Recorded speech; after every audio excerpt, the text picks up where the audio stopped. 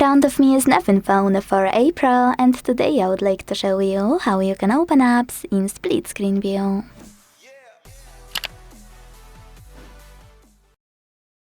Begin by opening two apps you wanna use in this view in the background. So first one, Home button. Second one, Background apps button, or swipe depends of your navigation method.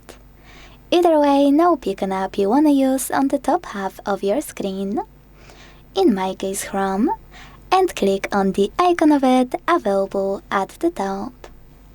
Once you do, you will see all of those options. Select split screen and click on the second app. Now enjoy using both at once.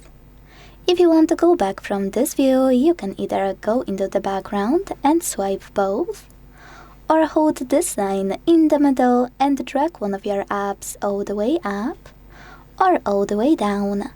Then tap on Home button to close the remaining one.